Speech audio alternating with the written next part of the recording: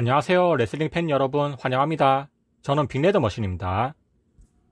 오늘은 2025 백래시, 로만 레인즈, 존 시나 앤 헐크 호건, 스티브 오스틴 등의 소식을 준비했습니다. 그럼 다 함께 즐겨봅시다. 첫 번째 소식입니다. 배트 온라인 베팅 배당률에 따르면 2025 백래시에서 존 시나는 랜디 오턴을 상대로 95.2%의 압도적인 확률로 WWE 타이틀을 유지할 것이라고 예상했습니다. 그리고 베키 린치도 라이라 발키리아를 상대로 80% 확률로 위미스 인터컨티넨탈 챔피언에 등극할 것이라고 예측했습니다. 또한 군터 대 팬 메가피 경기는 군터가 이변 없이 88.9% 확률로 승리를 예상했습니다. 모든 확률은 백래시에 가까워질수록 변할 수 있지만 현재로서는 적어도 서류상으로는 매우 일방적인 경기가 될 것으로 예상됩니다. 다음 소식입니다. 로만 레인즈는 로우 애프터 매니아 이후 WWE TV에서 하차했으며 팬들은 그의 복귀에 대해 계속 추측하고 있지만 결국 5월 10일 미주리주 세인트 루이스에서 열리는 2025 백래시에 참석하지 않을 것으로 예상됩니다. 현재 로만 레인즈는 6월 초에 복귀할 계획입니다. 아직 단정 지을 순 없지만 6월 7일에 머니 인 더 뱅크가 열리기 때문에 아마도 그때 복귀할 가능성이 있어 보입니다. 다음 소식입니다.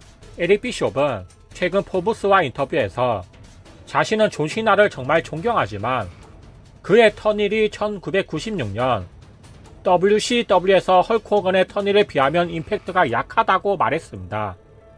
존 시나가 악역으로 캐릭터를 바꾼 것은 즉흥적인 일이었지만 이후 스토리라인이 사람들을 놀라게 할 만큼 기대감을 불러일으키지 못했다고 지적했습니다. 이어서 비숍은 다음과 같이 말했습니다. 우선 존 시나는 제가 가장 좋아하는 레슬러입니다. 20년 동안 더락이나 스톤 콜드 같은 선수는 없었고 늘 20년 넘게 존 시나 혼자 나서서 공을 잘 다루었고 훌륭한 활약을 보여줬습니다. 메이크 어워시 재단에서 아이들 소원을 그 누구보다 많이 들어줬을 겁니다. 하지만 헐크 호건이 턴을 했을 때 우리는 그것을 완성했을 뿐만 아니라 저와 스캇 홀, 케빈 내시와 함께 시작했습니다. 그리고 그 이야기는 계속 눈덩이처럼 불어났습니다. 그래서 저는 존 시나가 나오는 그 이야기를 보면서 덜하기 목을 베고 존 시나가 악역으로 전향했을 때 저는 NWO와 똑같은 것을 더 기대했습니다. 그런데 존 시나가 나오고 덜악은 사라지고 그 시점에서 그냥 단절되었습니다. 왜냐하면 저는 캐릭터들이 우리처럼 계속 펼쳐질 것이라고 기대했기 때문입니다. 마치 거대한 해일이 덮쳐오는 것 같은 느낌이 들지 않았습니다. NWO가 세상을 장악했을 때처럼 뭔가 큰 걸 기대했는데 일리미네이션 체인버 이후엔 비교적 평범한 스토리로 보였습니다. 라고 이야기했습니다. 다음 소식입니다. 스톤 콜드 스티브 오스틴은 4월 30일 아리엘 헬와니 쇼에 출연하여 현대 레슬링에 대한 자신의 관점을 밝히며 업계의 신비로움을 유지하는 것을 선호한다고 밝혔습니다. WWE가 스토리라인의 내부 구조나 각본의 본질을 공개하는데 너무 지나치지 않느냐는 질문에 스티브 오스틴은 자신이 아직 구식이라고 말했으며 보다 전통적인 관점을 고수했습니다.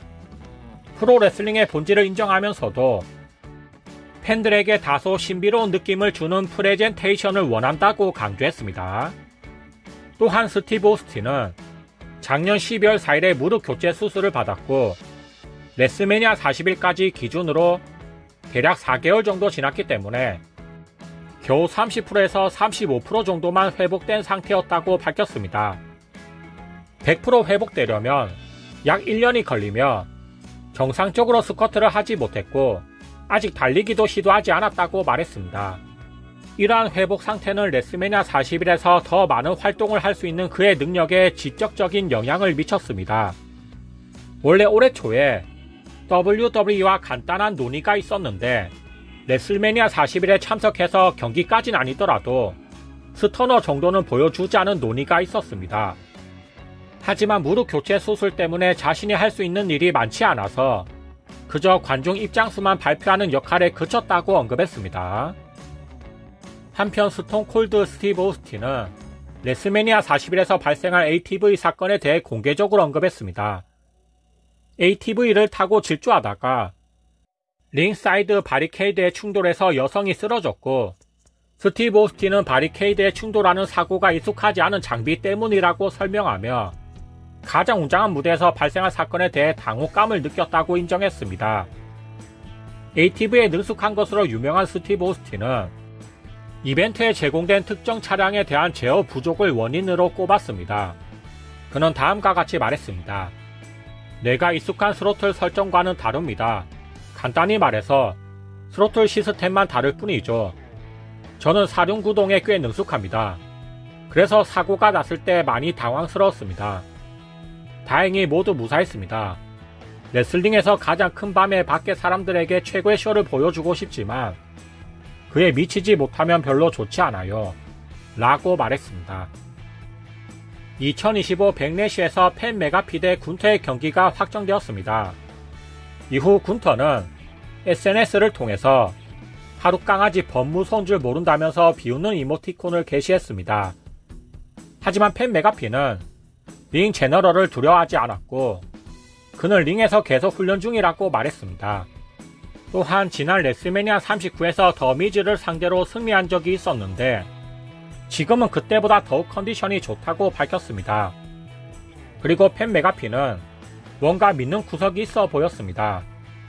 최근에 팬 메가피는 트위터를 통해서 스카 스타이너에게 자신의 쇼에 출연해서 군터와의 경기를 준비할 수 있도록 도와달라고 요청했습니다. 이어서 메가피는 스카 스타이너의 근육을 맞추지 못할 수도 있지만 조언이나 팁을 주시면 감사하겠다며 스타이너 가족의 경험과 성공을 가진 사람에게 배우면 좋겠다고 덧붙였습니다.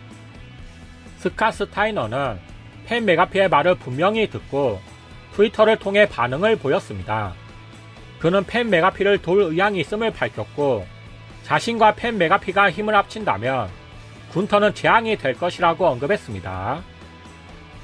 젤리나 베가는 버스티드 오픈 라디오에서 그동안 WWE에서 지위가 별로 좋지 않았는데 이번에 위미스 US 챔피언에 등극해서 너무 기쁘고 완전 초현실적 순간이었다고 밝혔습니다. 또한 알레이스터 블랙의 복귀에 대한 입장도 다음과 같이 말했습니다. 알레이스터와 제가 함께 겪었던 모든 일을 생각하면 자, 그 미친 시절은 끝났고 이제 새로운 장을 시작할 수 있겠구나 하는 생각이 들었습니다. 알레이스터는 그 일을 완벽하게 준비한 것 같았습니다. 집으로 돌아갈 준비가 되어 있었죠.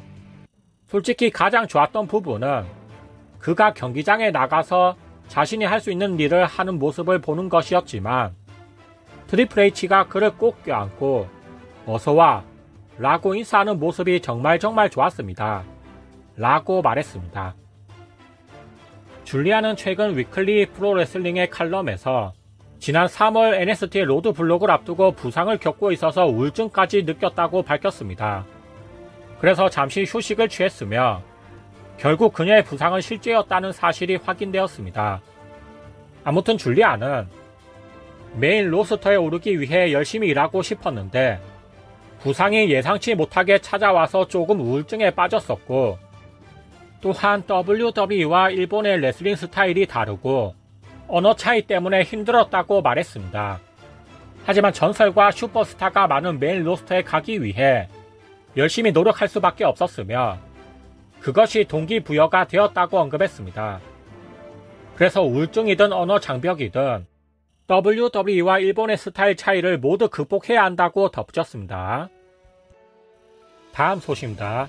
캐리언 크로스와 스칼렛은 지난 2012년 8월에 WWE와 3년 계약을 체결한 것으로 알려졌습니다. 그렇다면 둘의 계약 기간은 3개월 정도밖에 남지 않은 셈입니다. 재계약을 할지 아니면 떠날지 아직 알 수는 없지만 스칼렛은 인스타그램을 통해서 선택이 다가오고 있습니다. 어떤 식으로든 라고 언급하며 뭔가 비밀스러운 게시물을 남겼습니다.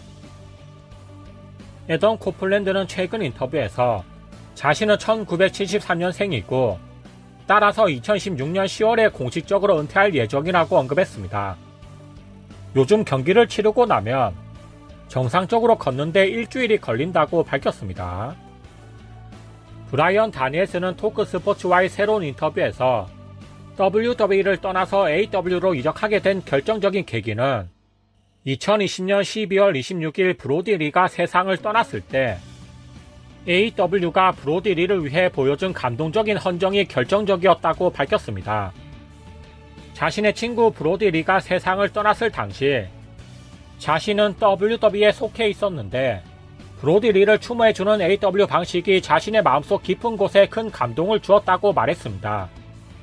그래서 마음속에 무언가가 와닿았고 AEW 사람들이 프로레슬링의 선한 사람들이라는 생각이 들었다고 언급했습니다.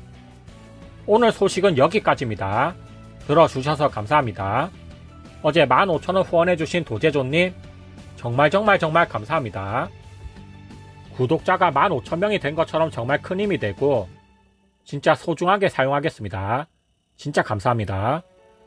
오늘도 한 사람의 한국 레슬링 팬이 더 생기길 바라면서 이만 들어가 보겠습니다. 모두 안녕히 계세요.